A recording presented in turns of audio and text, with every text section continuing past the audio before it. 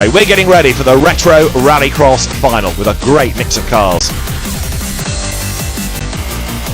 After the qualifying heats, Ray Morgan is the man who tops the points ahead of Roger Thomas with the Metro 6R4 and Kevin Feeney's Escort Mark II third from Lance Foster and Paul Easterbrook's Toyota MR2 behind the Mini, and then the Volkswagen Polo of Paul Smith sixth.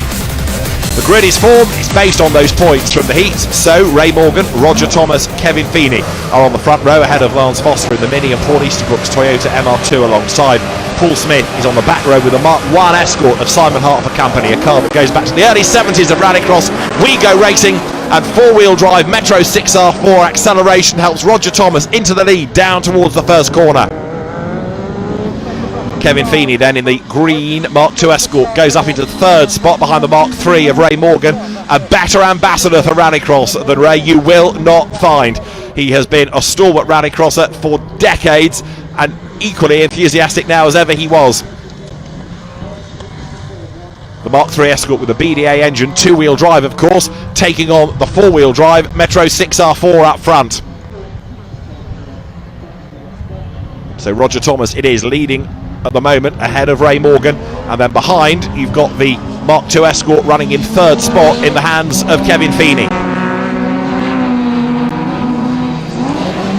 End of the lap, over the timing line goes Roger Thomas then, the Metro 6R4 trying to break away from the opposition. He needs to try and build up as big a gap as he possibly can.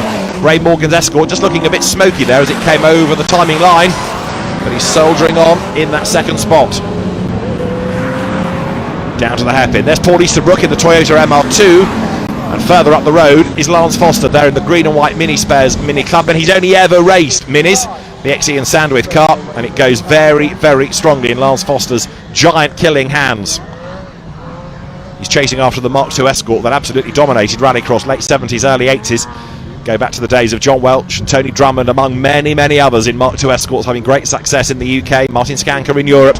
But there, Roger Thomas with the 6R4, a car initially really aimed at the rally market until the demise, the axe fell on Group B rallying. And with so many cars around, where else could they go but into Rallycross? And it was a golden age, the late 80s, with all of these Group B rally cars coming into Rallycross, the 6R4 amongst them. Ray Morgan's Escort then hanging on a second spot but dropping away now from Roger Thomas. So Thomas building a very healthy advantage indeed here. As we saw at Croft, it's essential that the 6R4s overcome any time penalty, because to equate four-wheel drive and two-wheel drive, that's what happened to Mark Flaherty in North Yorkshire. But Roger Thomas here getting on with the job and streaking away. He works his way onto the loose. The back starts to come round, but of course with four-wheel drive traction, he's easily able to correct that and just drag the car out of the corner.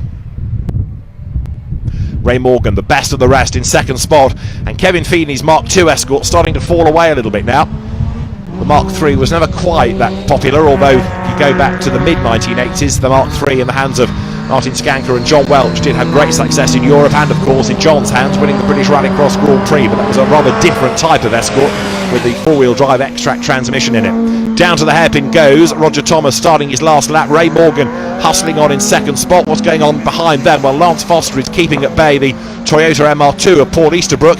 The MR2 was never that common a Rallycross car, but it's great to have the variety on the grid. And there, going back to the very early days and John Taylor winning the European Championship, is Simon Hart's Haynes and Maidstone Tribute Ford Escort. Lance Foster then turning his way through Divani Bend on towards the loose section of the circuit.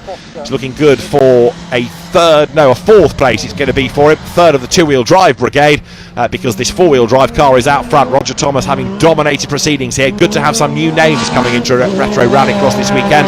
Kevin Feeney being one of them, Roger Thomas another, and he is the man that has really stamped his mark on the day. The 6R4 making that familiar barking noise, comes up towards the checkered flag. Roger Thomas wins in South Wales. Ray Morgan is going to come through for second place, and third should be the Mark II Escort of Kevin Feeney. Over the line goes the BDA engine Escort of Ray Morgan, and Kevin Feeney will be third ahead of Lance Foster, and then Paul Easterbrook at the end of another lively race for everybody involved, and just a great trip down memory lane. So Roger Thomas in the Metro 6R4 overcomes everything to win here at Pembrey. A dominant drive in a great car. Roger Thomas the winner from Ray Morgan in second spot. Kevin Feeney taking third with Lance Foster fourth. Paul Easterbrook fifth ahead of Paul Smith and Simon Hart. But in the championship it's Ray Morgan leading now, 11 points up on Paul Easterbrook, the absent Barry Stewart third, and then Roger Thomas in fourth.